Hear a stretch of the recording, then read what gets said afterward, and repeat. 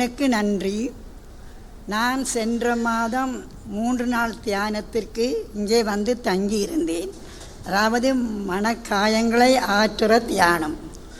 அந்த வேளையில் முதல் நாள் தியானத்தின் போது அருட்தந்தை அசோக் அடிகளார் எங்களிடம் கூறினார், இறை வார்த்தை அதாவது வேதாகம நூல் ஒவ்வொருத்தரும் வாசிக்க வேண்டும் என்று கட்டாயமாக இதை நீங்கள் ஒவ்வொரு நாளும் ஒரு நாளைக்கு 2 அதிகாரமாவது வாசிக்க வேண்டும் என்று எங்களிடம் கட்டாயமாக கேட்டுக்கொண்டார்.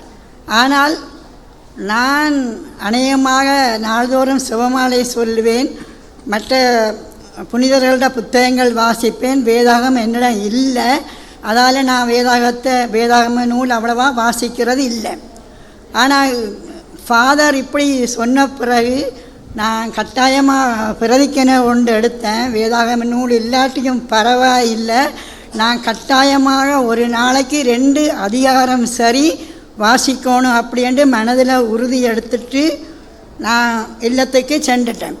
அது பிறகு 3 நாள் முடிந்த பிறகு 3ஆவது நாள் கடைசி ஆராதனை நடக்க சொல்ல தேவனுக்கென்னை ஆசீர்வாதம் முடிந்த பிறகு அருட்தந்தை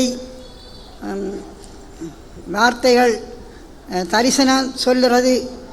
அப்போ அந்த நேரத்தில் இறை வார்த்தை அருட்தந்தை சொன்னார், 10 பேர் வேதாகமம் வாசிப்பதற்காக இந்த இடத்துல இருக்கிறவங்க பிரதிக்கனை எடுத்திருக்கீங்க, அதை நீங்கள் கட்டாயமாக செயல்படுத்தணும், கடவுள் உங்களோட இருப்பார் என்று எங்களுக்கு ஆசி கூறி அந்த வார்த்தையை முடித்தார். அப்பொழுது நான் நினைத்த மனசில், நான் பிரதிக்கனை எடுத்தது கூடவா இந்த ஆலயத்தில் விளங்கி இருக்கு அப்படின்னு நினச்சிட்டு இதை கண்டிப்பான கட்டளையாக நான் செய்யணுமென்று நினச்சிக்கண்டேன். பிறகு எல்லாம் முடிந்த பிறகு வீட்டுக்கு சென்றேன். அப்போ இரவு முழுக்க எனக்கு ஒரே யோசனை, எங்கே போய் வேதாகமம் வாங்கிறது அப்படின்ட்டு. அடுத்த நாள் காலையில் எழும்பி கோயில் கடைக்கு போனேன். அங்கே போய் வேதாகம நூல் கேட்டால் 2000 ரூபா சொன்னாங்க. அப்போ அந்தளவு போதிய பணம் நான் கொண்டு போகலை. அப்போ யோசித்து கொண்டு இது எப்படியாவது சரி சேர்த்து கொண்டு அடுத்த நாளைக்கு வந்து வாங்குவோன்னு சொல்லி இருந்துட்டேன். அடுத்த நாள் திருப்பலி பூசைக்கு போனேன். அப்போ அங்கே எனக்கு ஒரு ஆலய சிநேகிதி ஒரு ஆள் இருக்கிறாள்.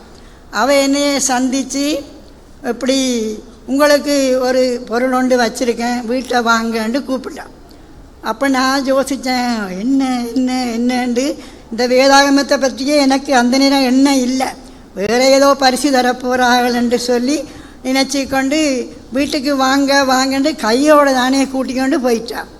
அங்கே போனால் இந்த வேதாகம புத்தகத்தை எனக்கு தந்து, இந்தாங்க உங்களுக்கு இதுதான் என்னோட பரிசு அப்படின்னு சொல்லி முழுமையான ஒரு வேதாகமத்தை புத்தகத்தை எனக்கு தந்தா. எனக்கு சரியான சந்தோஷம், மகிழ்ச்சிக்கு அளவே இல்லை.